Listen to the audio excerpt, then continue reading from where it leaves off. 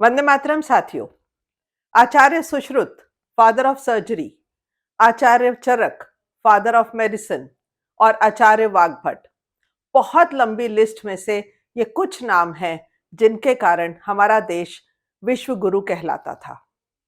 चिकित्सा यानी मेडिसिन के क्षेत्र में इन लोगों की कॉन्ट्रीब्यूशंस आज से हजारों वर्ष पहले से ऐसी रही जो आज भी हमारे विद्यालयों विश्वविद्यालयों में पढ़ाई जाती हैं।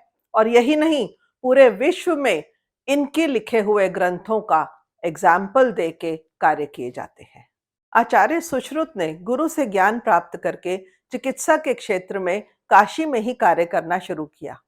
लेकिन घायल सैनिकों की हालत देखकर उन्होंने ये तय किया कि वे उनके इलाज के लिए काम करेंगे। तो वहां उन्होंने उनकी सर्जरीज करके उन्हें ठीक करना शुरू किया। इसके लिए उन्होंने उस समय 100 से ज्यादा नए इक्विपमेंट्स खुद डिजाइन किए, खुद ही बनाए, जिस कारण वे उन सैनिकों की जान बचा सके। और इसका जिक्र उन्होंने अपने ग्रंथ सुश्रुत संहिता में भी किया है। और वो इक्विपमेंट्स आज भी सर्जरी में यूज होते हैं।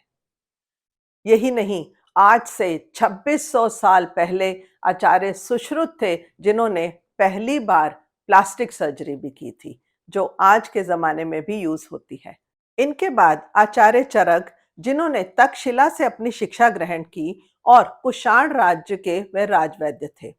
उन्होंने मेडिसिन की फील्ड में सारी रिसर्च की और उसको अपने एक ग्रंथ के रूप में, जिसे हम चरक संहिता के नाम से जानते हैं, सब कुछ डिटेल में लिखा। उसमें 12,000 श्लोकों में उन्होंने सारी जानकारी दी और 1 लाख हर्बल प्लांट्स और 2,000 मेडिसिन का भी उसमें जिक्र किया है। उन्होंने शरीर में होने वाले बीमारियों और खान पान और कैसे उन बीमारियों से बचा जाए, इसके ऊपर भी सारी जानकारी डिटेल में दी है।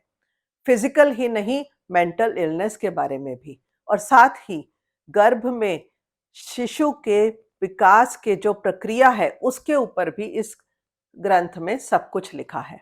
और ये ग्रंथ आज भी आयुर्वेद के सिलेबस का पार्ट है।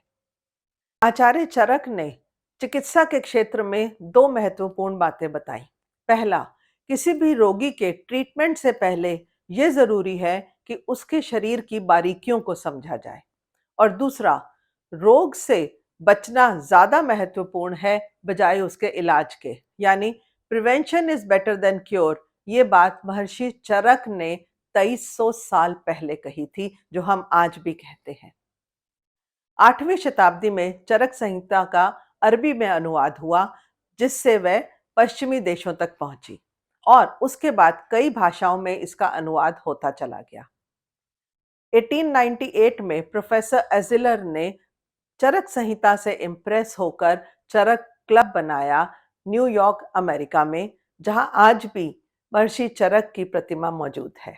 और आचार्य वाग्भट, जो आचार्य चरक के ही शिष्य थे, वे इस बात के लिए जाने जाते हैं कि उन्होंने अपने जीवन काल में बहुत से एक्सपेरिमेंट्स और रिसर्च की। जो कुछ भी उन्होंने लिखा वो कई कई बार एक्सपेरिमेंट्स करने के बाद लिखा। और उनके 2 ग्रंथ अष्टांग हृदयम और अष्टांग संग्रहम लाइफस्टाइल जीने के बारे में बहुत कुछ सिखाते हैं। साथ ही हम याद करते हैं डॉक्टर बिधान चंद्र रॉय जी को, जिनका जन्म 1 जुलाई 1882 को हुआ और उनका निधन भी 1 जुलाई को ही हुआ 1962 में। वे हमारे स्वतंत्रता सेनानी तो थे ही, साथ ही वेस्ट बंगाल के दूसरे चीफ मिनिस्टर भी रहे।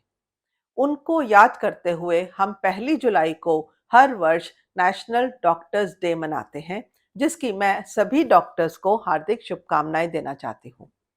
साथ ही डॉक्टर्स के साथ अब एक नया नाम जुड़ गया, कोरोना वॉरियर्स। डॉक्टर्स डे की बधाई अधूरी रह जाती है यदि हम अपने कोरोना वॉरियर्स को इसमें याद नहीं करते तो। कोविड-19 वो दौर था जब पूरा विश्व अपनी पूरी ताकत के साथ इस महामारी से लड़ने के लिए लगा हुआ था। और भारत जैसे 130 करोड़ पॉपुलेशन के देश में सबको इस बीमारी से बचाना और वैक्सीन आने के बाद सही समय पर सही व्यक्ति को सही वैक्सीन लगे, इस बात को भी इंश्योर करना अपने आप में एक हरक्यूलियन टास्क था। इसके लिए कितना इंफ्रास्ट्रक्चर, कैसी लॉजिस्टिक्स, कैसी टेक्नोलॉजी लगेगी, इसमें भी हमारे कोरोना वॉरियर्स ने अपना पूरी जान लगाई। और किस जिले में, किस गांव में, किस हॉस्पिटल में कौन-सी वैक्सीन कब पहुंचेगी, किस व्यक्ति को वो वैक्सीन कब लगेगी, और वो भी ऐसी पॉपुलेशन जो बहुत सारे लोग पढ़े-लिखे नहीं थे, उनका सही तरह से रिकॉर्ड रखना। इसके लिए भी हमारे देश में कोविन ऐप बनाई गई, जो बहुत से और देशों ने हमसे माँगकर अपने देशों में भी अप्लाई की। तो हमारे आदरणीय प्रधानमंत्री श्री नरेंद्र मोदी जी के कुशल नेतृत्व में हमने कई देशों को वैक्सीन भी एक्सपोर्ट की और कोविन ऐप भी एक्सपोर्ट की। हमारे देश में कोविड वैक्सीन बनाने का रिकॉर्ड बना, कोविड वैक्सीन लगाने का रिकॉर्ड बना, और कोविन ऐप बनाकर उसे औरों तक पहुंचाकर उसे सही तरह से अप्लाई करने का भी रिकॉर्ड बना। इन सभी रिकॉर्ड्स के साथ हम कह सकते हैं कि भारत पुनः अपने विश्व गुरु वाले अवतार में आने को तैयार है। तो एक बार फिर से बहुत बड़े धन्यवाद और थैंक यू के साथ सभी डॉक्टर्स को हार्दिक शुभकामनाएं। जय हिंद, जय भारत।